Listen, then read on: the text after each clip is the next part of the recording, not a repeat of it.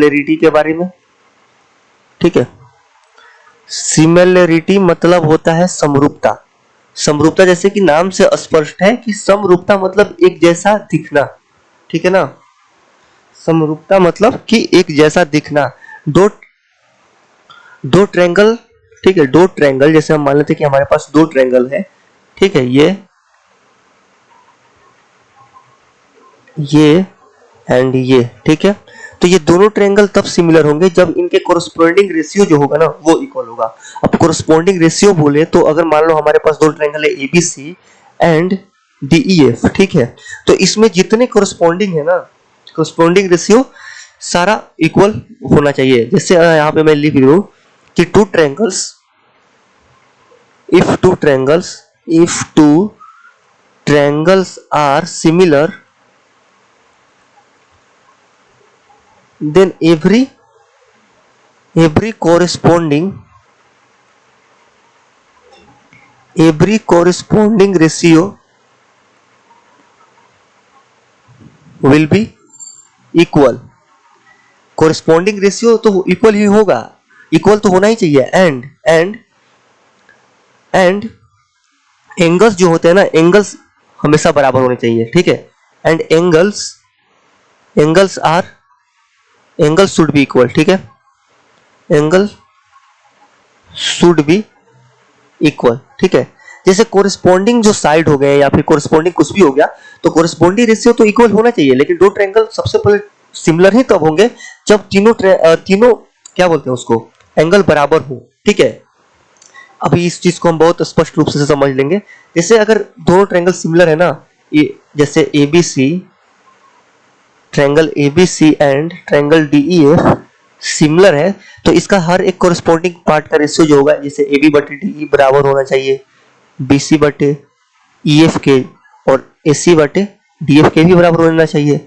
वैसे दोनों के इन रेडियस का भी रेशियो बराबर होना चाहिए, सर्कम रेडियस का भी रेशियो बराबर होना चाहिए, परपेंडिकुलर का भी रेशियो बराबर होना चाहिए, एंड मीडियन का भी रेशियो बराबर होना चाहिए, पेरीमीटर का भी रेशियो बराबर होना चाहिए, और ये भी बराबर होना चाहिए। ठीक है, हम जानते हैं कि जो डेल होता है, ये डेल यहाँ पे एरिया को दिखा रहा है, तो डेल तो हमेशा स्क्वायर में होता है, तो रूट यहाँ पे लगाते हैं कि स्क्वायर से बाहर रूट आएगा। ठीक है, तो सबसे पहले ये चीज हम देख लेते हैं कि सिमिलरिटी और कॉन्ग्रुएंसी में अंतर क्या है। कॉन्ग्रुएंसी मतलब होता है एक जैसा होना, एक जैसा दिखना, लेकिन कॉन्ग्रुएंसी मतलब होता है एक जैसा होना, और सिमिलरिटी मतलब होता है एक जैसा दिखना। ठीक है, अब जैसे हम बोले ना कि every congruent triangle are similar, but सारे सिमिलर ट्रायंगल कॉन्ग्रुएंट नहीं होते हैं। सारे कॉन्ग्रुएंट ट्रायंगल सिमिलर तो होते हैं, बट सारे सिमिलर ट्रायंगल कॉन्ग्रुएंट नहीं होते हैं।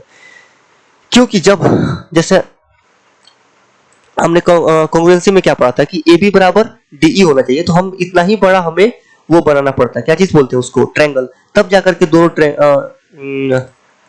ट्रायंगल कॉन्ग्रुएंट होंगे। इसको हम ऐसे भी समझ सकते हैं कि जैसा मैंने बोला था पिछले क्लास में कि कॉन्ग्रुएंसी के लिए जैसे कि अभी विराट कोहली 5 फुट 8 इंच का है। ठीक है, तो अभी विराट कोहली का एकदम डिटो क्लोन बनाया जाए 5 फुट 8 इंच का, तो वो विराट कोहली और क्लोन वाला विराट कोहली एक दूसरे के कॉन्ग्रुएंट होंगे। और जो हम जैसे अभी मैच चल रहा है और हम जिस विराट कोहली को अपने टीवी पे देखते हैं, तो टीवी में जो फिगर आ रहा है, ठीक है ना, और जो एक्चुअल में विराट कोहली है, वो दोनों कोहली एक दूसरे के सिमिलर है। उसी रेशियो में विराट कोहली को चपका करके टीवी में फिट कर दिया गया है। ठीक है, तो सिमिलरिटी में जरूरी हो जाता है कि रेशियो इक्वल हो कोरिस्पोंडिंग पार्ट का, और उसमें क्या कि हर एक चीज इक्वल हो, ना कि रेशियो।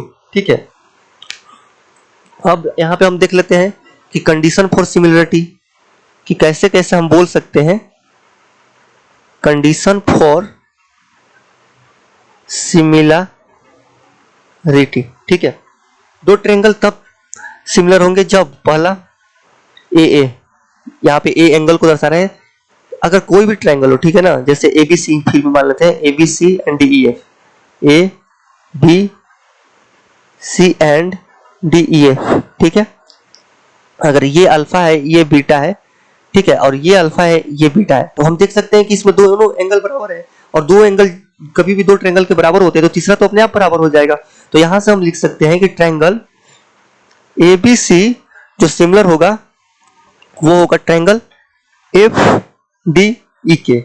ठीक है, तो दो एंगल जब भी बराबर होंगे तो ट्रायंगल क्या होगा, सिमिलर हो जाएगा। ठीक है, दूसरा ट्रिपल एस, यानी कि तीनों साइड अगर बराबर हो ना, अरे भाई जब तीनों साइड ही बराबर हो गए, ये पहला दे रहा हूं पॉइंट, एंड ये दूसरा, जब तीनों साइड ही बराबर हो गए, जैसे कि A B C and D E F,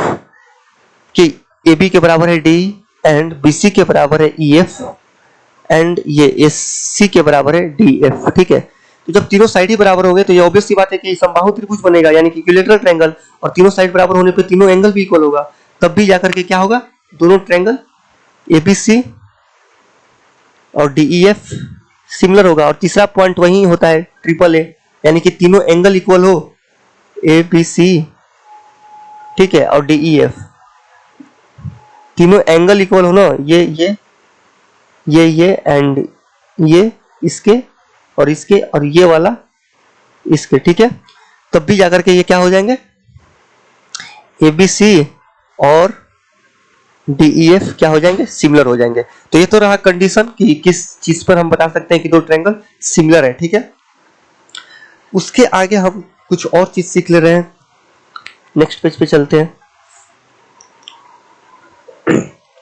ठीक है, कि प्रूफ ऑफ सिमिलरिटी कैसे है, मतलब कि सिमिलरिटी आया कैसे।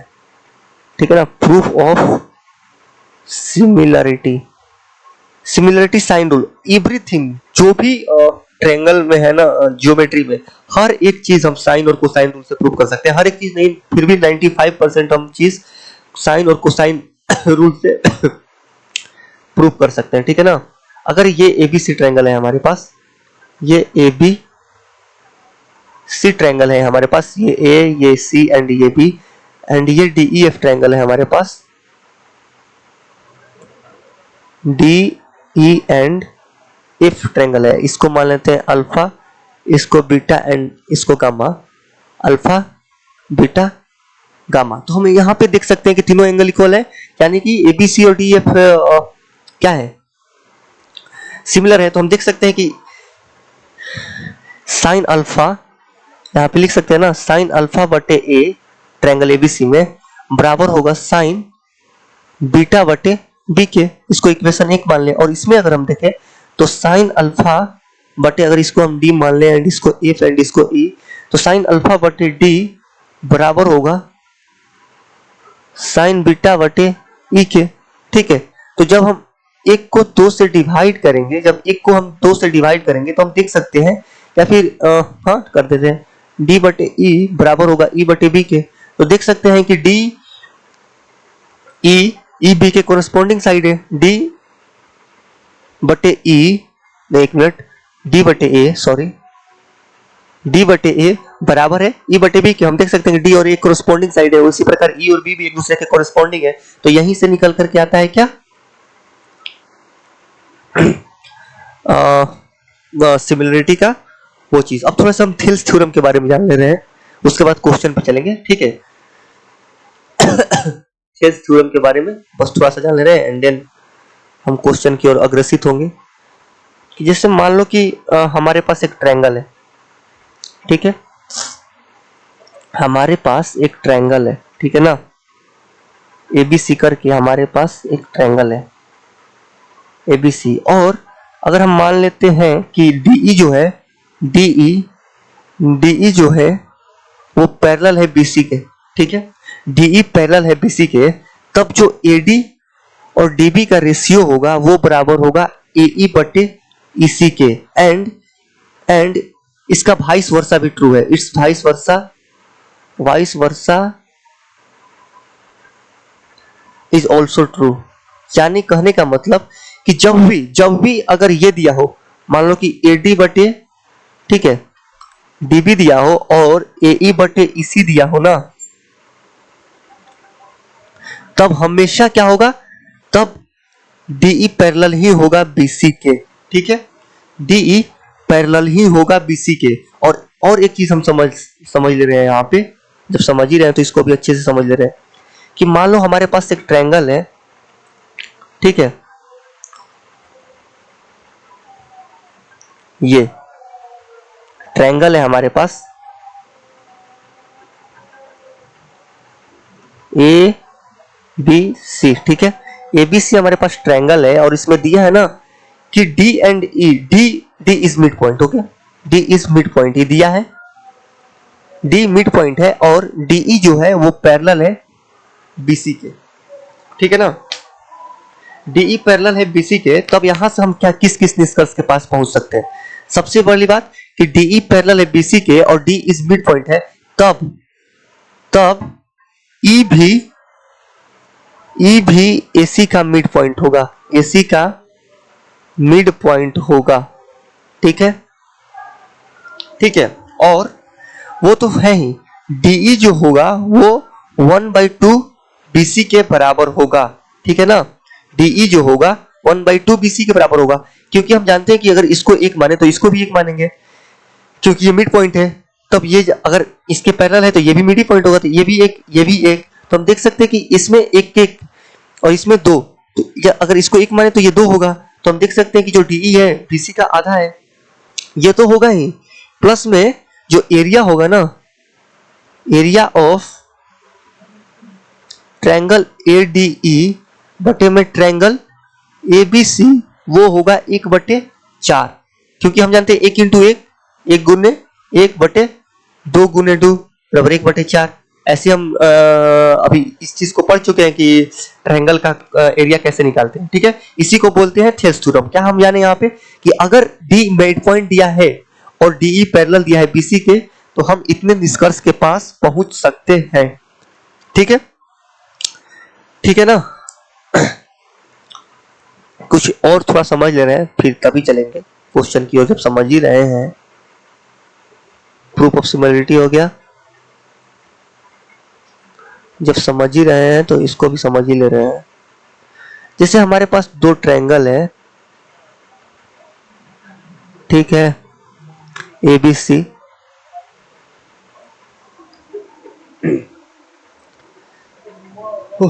एबीसी, और ये है अल्फा, ये है बीटा एंड ये है गामा, ठीक है। और इसको मान लेते हैं 6 7 8, ठीक है। और ये जो है ना, इसको मान लेते हैं डीईएफ, ठीक है। और इसमें इसको मान लेते हैं अल्फा, इसको मान लेते हैं बीटा एंड इसको मान लेते हैं गामा, इसको हम मान लेते हैं एफ, डी एंड ई। तो हम देख सकते हैं कि हम जानते हैं कि देखो, सबसे पहली बात कि इन दोनों ट्रायंगल में जब तीनों एंगल बराबर होंगे तो ये दोनों ट्रायंगल एक दूसरे के सिमिलर होंगे, और जब सिमिलर होंगे तो कोरिस्पोंडिंग जो साइड होंगे उनका रेशियो इक्वल होगा। तो इसमें अल्फा के सामने क्या है, ये क्या है, 8 है ना।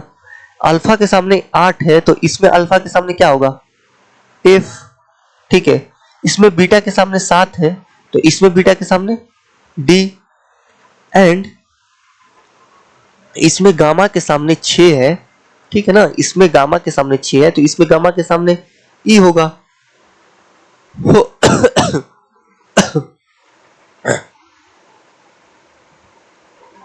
ठीक है, तो यहां से हम देख सकते हैं कि 8:7:6 किसके बराबर होगा, एफ रेशियो डी रेशियो ई के बराबर होगा, ठीक है।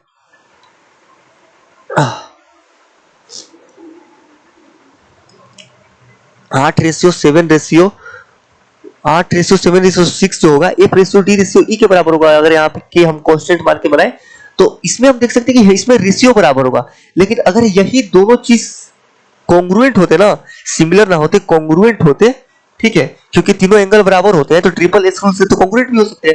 तो जब कॉन्ग्रुएंट होते ना तो सीधे हम लिख सकते थे कि अगर अल्फा के सामने साइड 8 है ना तो इसमें भी अल्फा के सामने जो साइड होगा वो एफ 8 होगा, ठीक है। वैसे 8:6 यहाँ पे रेशियो नहीं आता, वो एक्चुअल साइड आता, लेकिन यहाँ पे सिमिलरिटी में हमेशा रेशियो आता है, ठीक है। अब चलते हैं क्वेश्चन पे, क्वेश्चन पे भी बहुत सारी चीजें क्लियर हो जाएगी, ठीक है। अब यहाँ पे हम देख सकते हैं कि एडी 12 दिया है, ठीक है, एई 8, ईसी 14, ठीक है ना, एंड एडीई ये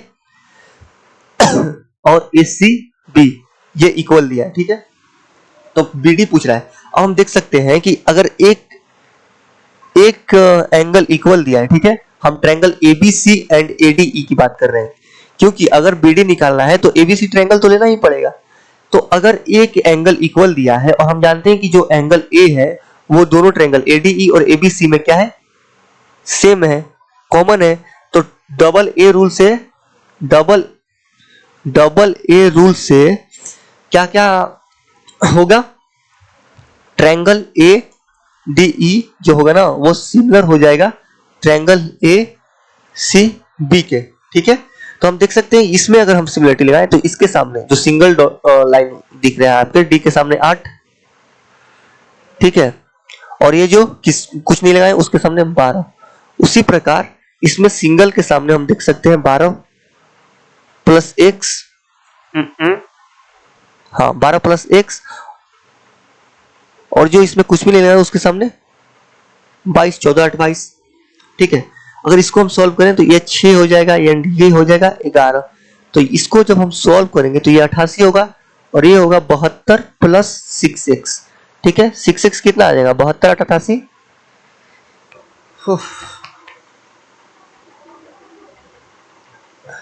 8 में से 1 मिनट 72, 6x। ठीक है, तो 6x कितना आ जाएगा, 16। तो x बराबर कितना होगा, 8/3। आंसर, इसको हम x माने हैं। ठीक है, उसी प्रकार इस क्वेश्चन में हम चलते हैं।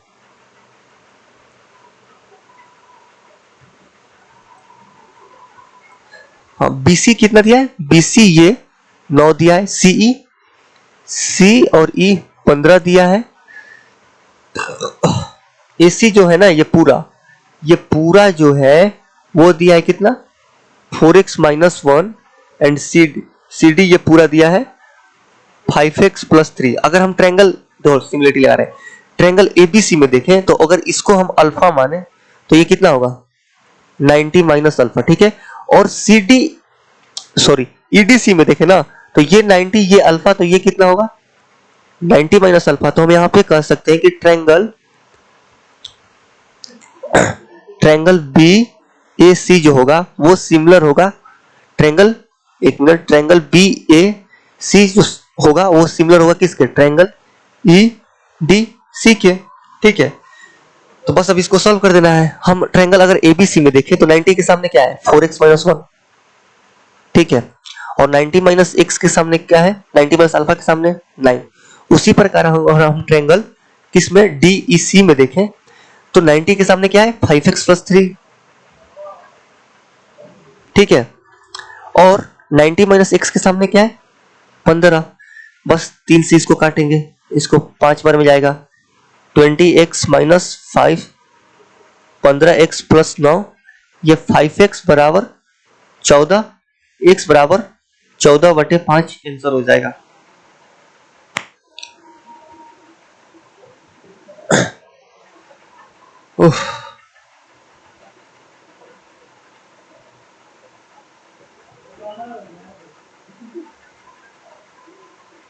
कहीं गलत कर रहे हैं क्या हम लोग, 14/5, हाँ सही है। इसको हम लोग ऐसे 2.8 भी लिख सकते हैं, ये सही है।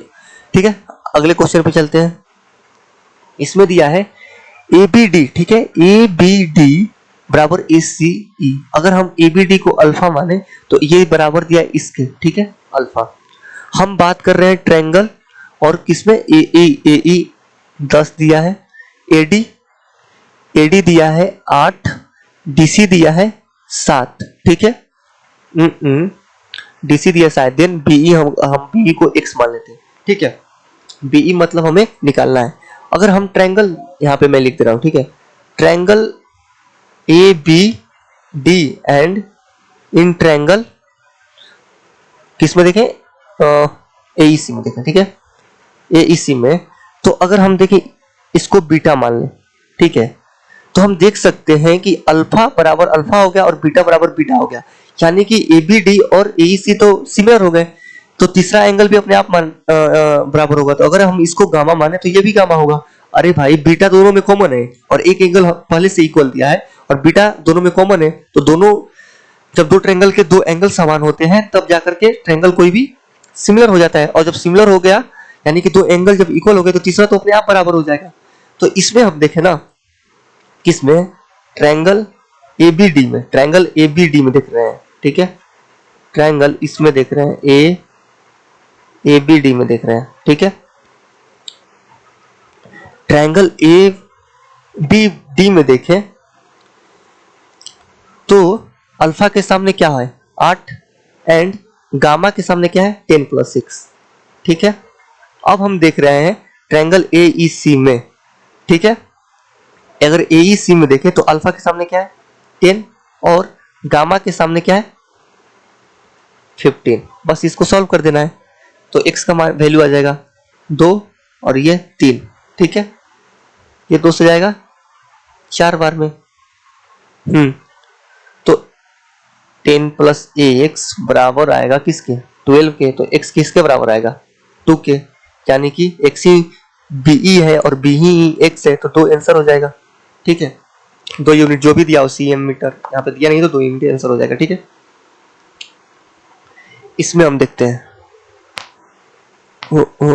ए जी जी डी। ठीक है ना, ए जी और जी डी दिया है 4:3। ठीक है, और बी डी और डी सी, बी डी और डी सी दिया है 3:5 और ए एफ दिया है, जो ए एफ वो दिया है 12। ठीक है, तो हमारे से ए सी पूछ रहा है। ठीक है, इसको बनाने से पहले इसको तो हम पहले मास मास पॉइंट ज्योमेट्री से भी बना सकते हैं, लेकिन अभी हम एमपीजी पढ़े नहीं है, तो इसको हम अभी सॉल्व करेंगे किससे सिमिलरिटी से। ठीक है, अगर हम इस चीज को यहां से ऐसे मिला दें, ठीक है, तो हम देख सकते हैं कि इसमें अगर हम इसको ओ मान लें, ठीक है ना, इसको हम ओ मान लें, तो हम देख सकते हैं कि एजी और जीडी का जो रेशियो होगा, एजी और जीडी का जो रेशियो होगा वही होगा एफ रेशियो एफओ का। ठीक है, तो ये रेशियो भी 4:3 होगा। ठीक है, और अब हम ट्रायंगल देख रहे हैं किसमें, एक मिनट यहां पे मैं बना दूं। अब हम ट्रायंगल देख रहे हैं बी सी एफ में।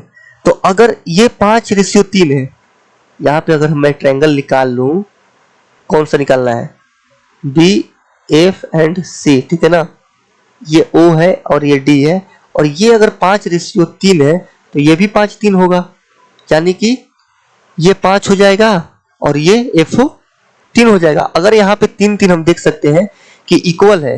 अगर ये इक्वल नहीं होता ना तो हम मल्टीप्लाई करके इसको इक्वल करते, लेकिन यहाँ पे संयोगवश कोइंसिडेंस इक्वल है तो हम इसको ऐसे ही सॉल्व कर लेंगे। तो 4 की वैल्यू क्वेश्चन में दी है 12, तो 3 की 9। एक मिनट नहीं, हाँ 4 की वैल्यू दी है 12, तो 3 + 5 यानी कि 8 की वैल्यू वैसे भी निकाल सकते थे, 3 की वैल्यू 9 और 5 की वैल्यू 15, लेकिन हम एक ही बार में निकाल दें तो 8 की वैल्यू 24। तो हमारे से क्या पूछ रहा है एसी टोटल, तो एसी बराबर 36 आंसर हो जाएगा।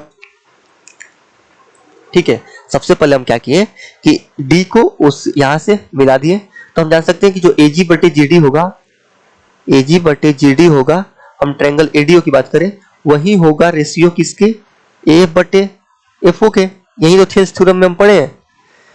तो ये 4:3 तो ये भी 4:3, और वही ट्रायंगल हम अगर बीएफसी में देखें तो अगर ये 3:5 में है तो ये भी 5:3 में है, तो ये भी 5:3 में है, तो ये 5 और 3 यहाँ पे पहले से एफओ 3 था। अगर एफओ 6 होता ना तो इसको 6 बनाने के लिए यहाँ पे 3 × 2 करते, तो यहाँ पे 5 × 2 करना पड़ता, यानी कि यहाँ पे 10 लिखना होता, लेकिन यहाँ पे संयोग बस 3 है तो उसको ऐसे लिख देना। ठीक है, नेक्स्ट क्वेश्चन पे चलते हैं। एडी दिया है 18, बीडी दिया है 32। ठीक है, एंगल ए बराबर है एंगल डीसीबी के, एंगल ए बराबर है एंगल डीसीबी के।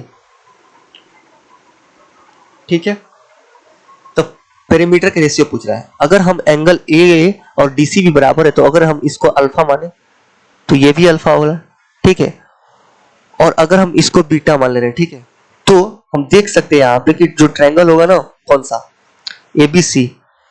एबीसी वो सिमिलर होगा किसके सीबीडी के। क्यों सिमिलर होगा, क्योंकि हम एबीसी में देख सकते हैं कि एक एंगल अल्फा बराबर दिया है, यानी कि एंगल ए और एंगल डीसीबी बराबर दिया है, और एंगल जो बी है दोनों में कॉमन है। तो जब दो एंगल बराबर हो गए तो दोनों ट्रायंगल क्या हो जाएंगे सिमिलर हो जाएंगे। तो यहाँ पे इसमें अगर हम सिमिलरिटी लगाएं तो ये गामा हो जाएगा। ठीक है, तीसरा एंगल अपने आप बराबर होगा, दो एंगल बराबर हो गए, और ये भी गामा हो जाएगा। ठीक है, तो हम बड़े वाले में देखें तो गामा के सामने क्या है 50, गामा के सामने क्या है 50, और छोटे वाले में गामा के सामने है BC। ट्रायंगल ABC, हाँ BC। उसी प्रकार अगर हम अल्फा के सामने देखें, एक मिनट, हाँ किसमें देखे हैं, इसमें देखे हैं, किसमें क्या देखे यार मैं भूल गया, 50 किसके सामने, हाँ इसमें गामा के सामने, तो इसमें गामा के सामने देखे हैं BC। ठीक है, अब अगर हम इसमें देखें अल्फा के सामने बड़े वाले ट्रायंगल में, तो क्या है BC, और इसमें अगर हम अल्फा के सामने देखें तो 32, तो BC स्क्वायर जो होगा वो रूट अंडर, एक मिनट, वो BC स्क्वायर जो होगा वो 50 इंटू 32 के बराबर होगा, तो BC क्या होगा 50 इंटू 32 का रूट। ठीक है, 25 में 25 का 5 निकलेगा, 32 दूनी 64 का 8 निकलेगा, यानी कि ये आ गया BC 40। ठीक है, तो हम जानते हैं कि कोरस्पॉन्डिंग जो रेशियो होता है वो बराबर होता है, तो वहीं पेरीमीटर का भी रेशियो हो जाएगा, क्योंकि सारे कोरस्पॉन्डिंग रेशियो बराबर होते हैं। तो इसमें हम देखें गामा के सामने 32 8 कितना है 50 बड़े वाले में, और इसमें गामा के सामने 40, तो 5/4 पेरीमीटर कैंसिल हो जाएगा, क्योंकि कोरस्पॉन्डिंग साइड का रेशियो बराबर होगा तो पेरीमीटर का भी रेशियो बराबर होगा। यही चीज हम पढ़ते आ रहे हैं अभी तक सिमिलरिटी में। या फिर इसको ऐसे भी हम निकाल सकते हैं, कैसे कि जैसे हम जानते हैं कि सिमिलरिटी के लिए ये बराबर होता है del 1 by del 2, ये बराबर होता है। ठीक है ना, रेशियो डेल का बराबर होता है। ठीक है, तो अगर हम देखें, एक मिनट, अगर हम देखें 40, ये तो निकल के आया है, इसको हटा देते हैं अभी, ये शॉर्ट फॉर्म है। हम जानते हैं कि ट्रायंगल का जो एरिया होता है वो बेस के अनुपात में बढ़ता है, तो हम पूरे ABC के देखें, AB को बेस मान के, तो AB कितना है, AB 32 8 50, और ये कितना है सिर्फ 32 है BD। ठीक है, हम डेल ले रहे हैं, तो इस पे अगर हम जब रूट लगाएंगे तो 25/16 यानी कि 5/4 ये आ जाएगा, ऐसे आ जाएगा आंसर। ये शॉर्ट फॉर्म है, दो लाइन में बन जाएगा। अरे भाई हम जानते हैं कि सिमिलर होने के लिए सब जरूरी है ना कि इसका रेशियो बराबर होना चाहिए, del 1 by del 2 के, किसके बराबर होना चाहिए पेरीमीटर के, P1 by P2, और हम जानते हैं कि डेल किस पे डिपेंड करता है, बेस पे। तो अगर ABC का पूरा AB बेस मान करके हम देखें तो AB का टोटल का एरिया हो जाएगा 50, तो उसका होगा सिर्फ 32, तो 50/32 करेंगे तो 5/4 निकल करके आ जाएगा बाहर। ठीक है, चलते हैं कुछ और क्वेश्चन देख लेते हैं। ये सारे बहुत अच्छे क्वेश्चंस हैं, और एक क्लास या 2 क्लास और होगी सिमिलरिटी पे, उसके बाद सिमिलरिटी में जितना मैं क्वेश्चन करा दूंगा उससे बाहर एक भी क्वेश्चन करने की आपको जरूरत नहीं है। ठीक है, इन ट्रायंगल ABC, एक minute, in triangle ABC, in triangle ABC, AD is drawn perpendicular to bisector of B। ठीक है, ये बाइसेक्टर B पे AD परपेंडिकुलर है। ठीक है ना, ठीक है, ये बाइसेक्टर है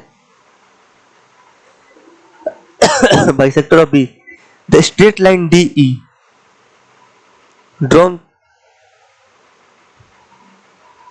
अच्छा, ये पूरा क्वेश्चन ही नहीं लिखे हम, ओफो, कोई ना, इस क्वेश्चन को सॉल्व कर लिया जाए, उसके बाद उस चीज को हम लिख देंगे। ठीक है, BM and ANR medians, BM बराबर BM 15 है। ठीक है, ये जो है BM ये 15 है, एंड AN कितना है 18 है। ठीक है, और ये मीडियन है दोनों। ठीक है ना, उसके बाद क्या दिया है 21 दिया है, क्या AB। ठीक है, AB 21 है। ठीक है, इसको सॉल्व कर लेते हैं। अब क्या पूछ रहा है, पेरीमीटर हो वो वो यहाँ पे है। ठीक है, देखो सबसे बड़ी बात, मीडियन हम जानते हैं कि वर्टेक्स से सामने वाले लाइन को दो बराबर भागों में विभाजित करती है, यानी कि मीडियन इसके मिड में, तो इसका मिड पॉइंट और इसका मिड पॉइंट यानी कि BC का मिड पॉइंट और BC का मिड पॉइंट क्या होगा, N होगा। उसी प्रकार AC का मिड पॉइंट क्या होगा, M होगा। और MN इन दोनों को मिला रहा है, तो हम जानते हैं कि अगर हम मिड पॉइंट को मिला दें तो ये जो होता है वो बेस का आधा होता है। अगर मान लो ABC है ना ये, और ये DE है, तो DE क्या होगा, बेस का आधा होगा। तो यानी कि ये जो MN है वो 21 का आधा होगा, यानी कि ये 10.5 आ गया। और हम जानते हैं मीडियन 2:1 में डिवाइड होता है। और 2 कौन सा पार्ट होता है, 2:1, यानी कि बड़ा वाला पार्ट वर्टेक्स के साइड होता है। 2:1 में जब इसको हम डिवाइड करेंगे 15 को, तो BO 10 हो जाएगा, OM 5 हो जाएगा। उसी प्रकार AN पूरा 18 है, तो T:1 में हम डिवाइड करेंगे इसको, तो 2 पार्ट हो जाएगा वर्टेक्स की तरफ, यानी कि 12। एंड ये कितना होगा, 6। तो हम देख सकते हैं कि ONM में तीनों साइड का लेंथ आ गया है, तो हम आसानी से इसका पेरीमीटर निकाल सकते हैं। 6 + 5 + 10.5 कितना होगा, 6 5 11 10 21.5 आंसर हो जाएगा। ठीक है, नेक्स्ट क्वेश्चन पे चलते हैं। अच्छा, नेक्स्ट क्वेश्चन पे चलते हैं। DE पैरेलल है, एक मिनट, ये वाला है। DE पैरेलल है CB के इसके, एंड DN पैरेलल है इसके। ठीक है ना, क्या दिया है, AE EB, AE यानी कि ये AE और EB ये 3:5 में दिया है। ठीक है, AE EB सॉरी 3:4 में दिया है ना, 3:4 में दिया है। ठीक है, देखो सबसे पहले हम AE और EB अगर, हाँ, AE और EB अगर 3:4 में है, तो AD जो है, AD ये, और DE भी हम देख सकते हैं कि ये भी 3:4 में होगा। अरे भाई ऐसे हो गया ना, ये 3:4 में, तो ये भी 3:4 में, वही चीज यहाँ पे हुआ है। अगर ये 3:4 में हुआ, तो हम देख सकते हैं ट्रायंगल ACE में AN और NE भी 3:4 में होगा। ठीक है, अब हम देख सकते हैं कि जो AE है वो 3:4 में है, तो क्यों ना हम इसको, अगर हम 3 का मल्टीपल इसको बनाना चाहें, तो इसको 3 से मल्टीप्लाई करना पड़ेगा। क्यों 3 का मल्टीपल इसको बना रहे हैं, क्योंकि हम देख रहे हैं कि AE को हम 3:4 में डिवाइड कर रहे हैं, और AE का पूरा लेंथ यहाँ पे 3 दिया है, ये वाला। तो 3 का वैल्यू तो हम साथ ले नहीं सकते, थोड़ा सा कैलकुलेशन में दिक्कत हो जाएगा। इसीलिए 3 का मल्टीपल बनाने के लिए इसको भी 3 से मल्टीप्लाई कर लिए, इसको भी 3 से मल्टीप्लाई कर लिए, तो हमारे पास टोटल जो आएगा 9 + 12 करके ये 3 आ जाएगा। मतलब 3 पार्ट का वैल्यू है 12 9 21। ठीक है, तो 4 पार्ट का वैल्यू कितना होगा, अरे भाई 3 पार्ट का वैल्यू है 12 9 21। ठीक है, 3 पार्ट का, तो 4 का 28, तो EB कितना हो जाएगा, 28। ठीक है ना, अब हम देख सकते हैं हमारे से क्या पूछा है, EN और NB। हाँ ठीक है, तो यहाँ पे EN हम देख सकते हैं, EN कितना हो गया है, 12 हो गया है, तो EN तो 12 हो गया। ठीक है ना, और NB में हम देखेंगे N और B, 28 12 40, माने कि 3:10 आंसर हो जाएगा। सबसे पहले हम क्या किए कि ये 3:4 में डिवाइड कर रहा था, एक मिनट, E अगर C इसको माने A और ये B, ये 3:4 में डिवाइड कर रहा था, तो इसको हम ये भी 3:4 में डिवाइड करते थे, ये भी 3:4 में डिवाइड करेगा। ठीक है, ऊपर वाला भी, AD और CD भी। अब हम इसको भूल गए, किसको, इस वाले पार्ट को हम भूल गए। ठीक है, अब हम किस में देख रहे हैं, ACE में। अगर ये 3:4 है, तो AN इंटू NE भी 3:4 होगा, और AN इंटू NE 3:4 होगा, तो हम 3 से मल्टीप्लाई कर लिए, क्योंकि 3 की वैल्यू साथ नहीं ले सकते हैं। 3 की कोई ऐसी वैल्यू साथ तो ले सकते हैं, बट कैलकुलेशन के लिए थोड़ी सा दिक्कत हो जाएगा, इसीलिए हम 3 में 2 से मल्टीप्लाई कर लिए, तो 3 का वैल्यू आ गया 21, तो 4 का 28। ठीक है, एक क्वेश्चन हम लोग पीछे छोड़ रहे थे, उस पर चलते हैं। एक मिनट, क्वेश्चन ही देख लेते हैं कैसा।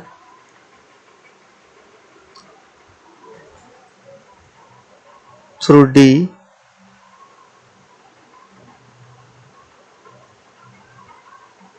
Through D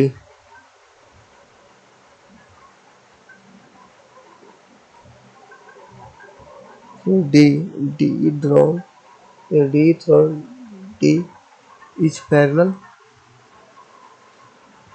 is parallel to BC, ठीक है। और क्या दिया है, AC बराबर 12 दिया है, AC बराबर 12, देन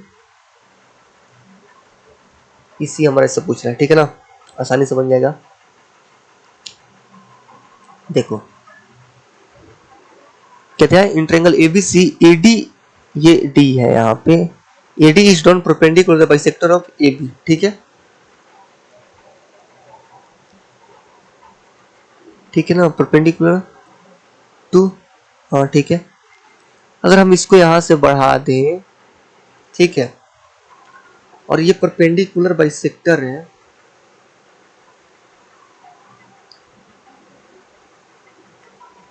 और क्या करें, क्वेश्चन गलत तो नहीं है ना, हाँ हाँ एक चीज देख सकते हैं यहाँ पे बन गया कि अगर ये एंगल बाइसेक्टर दिया है और यहाँ पे ये परपेंडिकुलर दे रहा है, इसका मतलब इसको हम क्या माने, इसको हम मान लेते हैं एम, ठीक है, और यहाँ पे परपेंडिकुलर दे रहा है और एंगल बाइसेक्टर, इसका मतलब कि जो एबीएम होगा ना वो क्या होगा, आइसोसेलेस ट्रायंगल होगा। कल ही हम पढ़े थे कि आइसोसेलेस ट्रायंगल मान लो हमारे पास है और ये एंगल बाइसेक्टर होता है, ठीक है, ये एंगल बाइसेक्टर ही उसका क्या होता है, परपेंडिकुलर होता है, और वही मीडियन होता है। तो इसमें कोई भी हम पढ़े थे कि दो चीज होगा तो पांचों अपने आप हो जाएगा। तो अगर इसमें हम देख सकते हैं कि अगर ये हुआ इसका क्या, एंगल बाइसेक्टर एंड परपेंडिकुलर, इसका मतलब कि ये आइसोसेलेस ट्रायंगल हुआ, यानी कि ये बराबर रहेंगे, और जब ये बराबर होंगे तो हम जानते हैं कि परपेंडिकुलर जो होता है आइसोसेलेस ट्रायंगल में वही मीडियन होता है। इसका मतलब कि MD और क्या चीज AD भी बराबर होगा, होगा ना। तो अगर हम जब इसको यहां से मिलाएं तो हम कह सकते हैं ये चीज कि अगर DAM का क्या है, D यहाँ पे तो मिला ही है, D अगर AM का मिड पॉइंट है और ये पैरेलल भी है DE इसके BC के, इसका मतलब E भी AC का मिड पॉइंट ही होगा। अरे भाई हम देखो सबसे पहले अच्छे से समझते हैं, हमारे पास ABC एक ट्रायंगल है, तो जब ये एंगल बाइसेक्टर भी और यहाँ पे परपेंडिकुलर भी है, तो इस चीज से ये स्पष्ट हो गया कि ये क्या होगा, आइसोसेलेस ट्रायंगल होगा। कल हम पढ़े थे क्या चीज, अच्छे से समझ लेते हैं इसको, तब जाकर के क्वेश्चन समझ में आएगा, ठीक है ना। AB बराबर AC हो, ठीक है, AD एंगल बाइसेक्टर हो,